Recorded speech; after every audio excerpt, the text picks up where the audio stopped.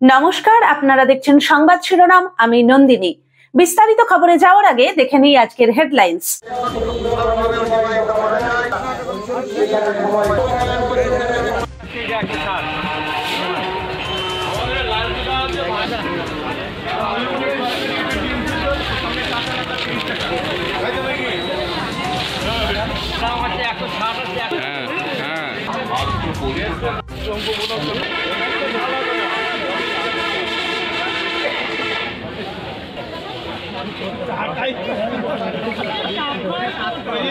বাদাম এখানকার মিষ্টি তো উঠেই গেছে, তখন ওখানে ছিল।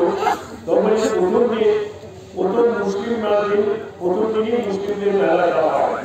কিন্তু আমাদের যখন মেলা তলায় ছিল, আগে দেখতাম গরুর গাড়ি করে সবাই মেলা দেখতে আসতো, রান্না করতো, আর যাওয়ার সময় গরুর গাড়ি বোঝাই করে গজা, এক একটা গজা ওজন ছিল 2 কেজি 2.5 কেজি মিষ্টি আর ল্যাংচার মুসলিমদের জন্য বড় বড় হোটেলও ছিল বিখ্যাত।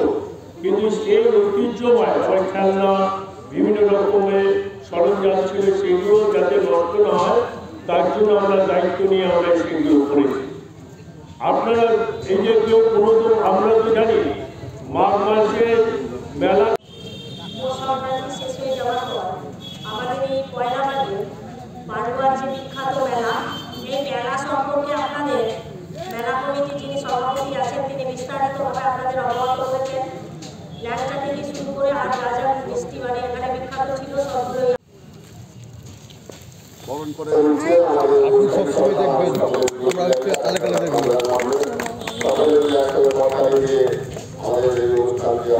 আমাকে ঠেলে ওদিক থেকে সরিয়ে দিলে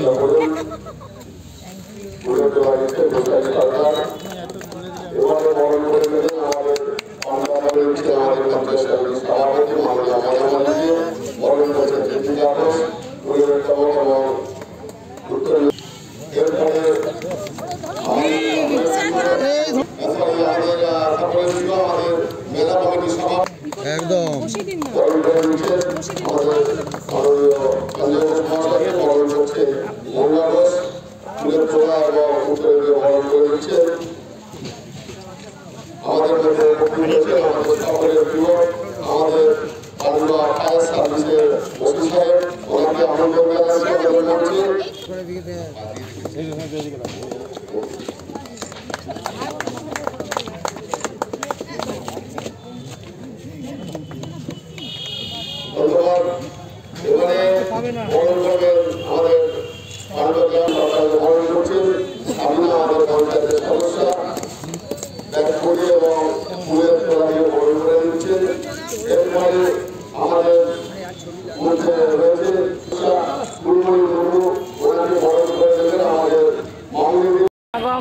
এত দোকানদারদের সমাগম ভীষণ ভালো লাগে।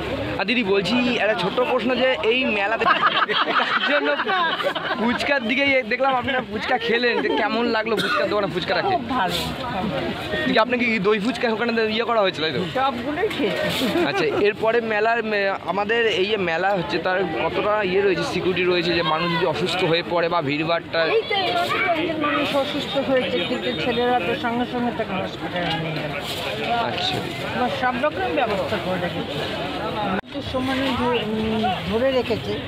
আমি এটা এই বছর যে ধরে রেখেছে সঞ্জয় ঘোষ, ওকে আমি অনেক ধন্যবাদ জানাচ্ছি যে এরকম সুন্দর একটা মেলার আয়োজন করেছেন। বহু মানুষ এখানে এসেছেন, বহু দোকানদাররা এখানে ফুচকা খেলেন, খুব ভালো লাগে।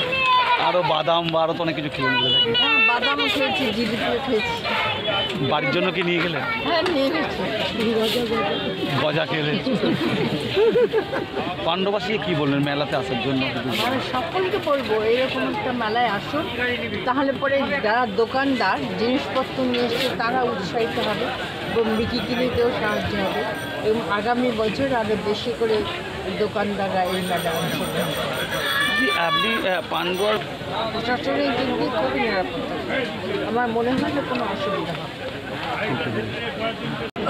এই মেলার আগে পাণ্ডব রাজা ছিলেন, তখন থেকেই শুরু হয়েছিল মেলা। তারপরে যুদ্ধ তৎকালীন পাণ্ডব রাজা হেরে যাওয়ার পরে শাহসুদি সুলতান উনি আসেন, তখনই সেই মেলা কিন্তু এটা পরম্পরা বজায় ছিল।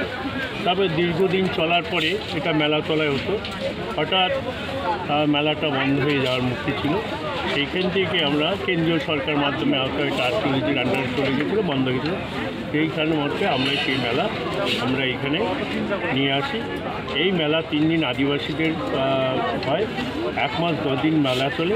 প্রায় লক্ষাধিক মানুষ আদিবাসীরা আসেন এই মেলাতে, এবং 1 মাসের উপর 10 দিনের মাথায় মেলা হয়। এখানে বাদাম বিশিষ্ট কদমা, তারপরে জিলিপি, আমিত্তি সব কিছু হচ্ছে এই মেলায় থাকে। বলছিলাম আমরা ঢোকার সময় অনেক এক জায়গায় দেখছিলাম যে ল্যাংচা বিক্রি হচ্ছিল, সেখানে শক্তিগড় এত বড় ল্যাংচা, আবার এখানেও পান্ডুয়ার হচ্ছে সেম অত বড় ল্যাংচা বিক্রি হচ্ছে। পান্ডুয়ার ল্যাংচা ছিল ভারতবর্ষের মধ্যে সবথেকে বড় বিখ্যাত মাঘ মেলা। এক একটা ল্যাংচার ওজন ছিল 1 কেজি। এক একটা গজা ইট যে পরিমাণে হয় বাড়ি করার ইট, সেই ইটের সাইজে গজা হতো, প্রায় 3 কেজি সাইজের, 2.5 কেজি 3 কেজি সাইজের গজা। আমিত্তি ছিল বিশাল বড় বড় বড় রসগোল্লা, যে রসগোল্লার পরিমাণ ছিল এক একটা রসগোল্লা 200 গ্রাম 250 গ্রাম ছিল এক একটা রসগোল্লা, 300 গ্রাম। এবং বাদাম, আমিত্তি, জিলিপি বিখ্যাত, গজা, কদমা এখানে বিখ্যাত। ভারতবর্ষের মধ্যে নাম করা মেলা হচ্ছে পান্ডুয়া মাঘ মেলা। আপনার নামার পরিচয়? এটা একটা ইতিহাস নামে জড়িয়ে আছে এবং মানুষের একটা রুটি রোজগারও হচ্ছে, কি বলবেন? প্রচুর গরিব মানুষ, প্রায় 300টার মতো স্টল বসে এই মাঘ মাসে মেলার জন্য সবাই বসে থাকে। আমরা মানুষের সঙ্গে সর্বদাই সমস্যার মধ্যে আছি, মানুষের পাশে আসি, মানুষের কাজেও থাকি, সবসময় থাকি।